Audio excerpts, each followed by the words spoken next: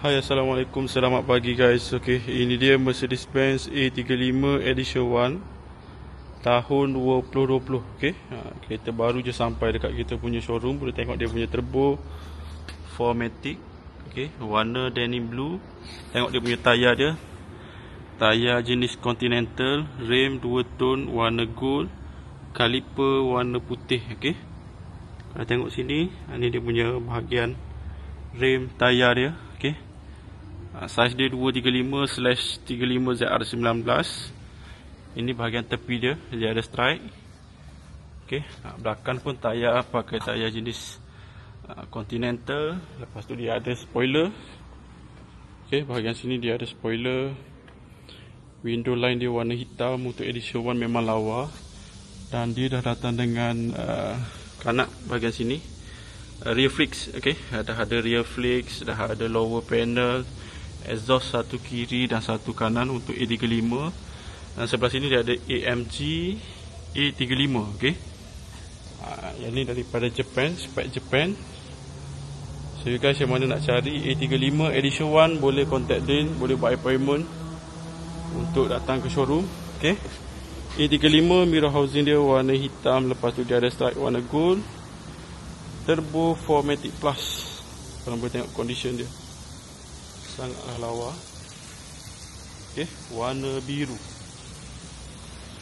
Ini bahagian dalam. Okay, bahagian depan dia, tengok warna dia, warna denim blue. Belakang dia handsome guys. Okay, dan ini limited unit limited unit untuk edition 1. Dia tak banyak unit. Okay, sebelah sini dia ada blind spot monitor. Dalam dia memang full spec, fully loaded lah. Ini dia punya mileage. Okay, 40641 km sahaja.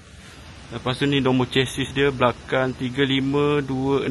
Okay, ni dia punya nombor chassis.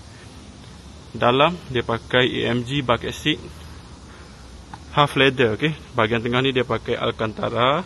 Dan bahagian tepi bucket seat dia pakai jenis leather guys. Okay, so you guys yang mana nak cari A35 boleh contact kita. Dekat dia punya dashboard panel ada stripe. Okay, lepas tu korang boleh tengok dia punya steering dia, AMG Edition.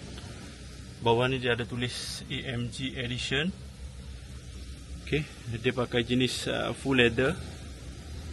Yang ni tahun 2020. Ada ambient light, ada Burmester sound system, ada 360 kamera. Kereta ni full spec Untuk edition 1 semua dia datang dengan full spec.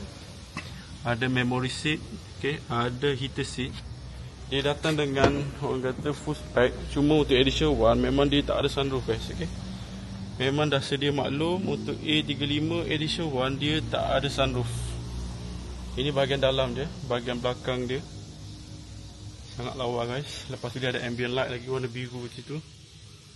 Okay, ini rupa bahagian depan dia guys. Ini bahagian depan dia. Ini pandangan daripada belakang, nampak dia punya bucket seat dia.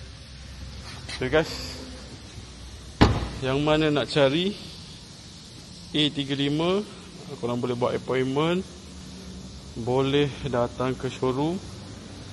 Okay, boleh datang ke showroom.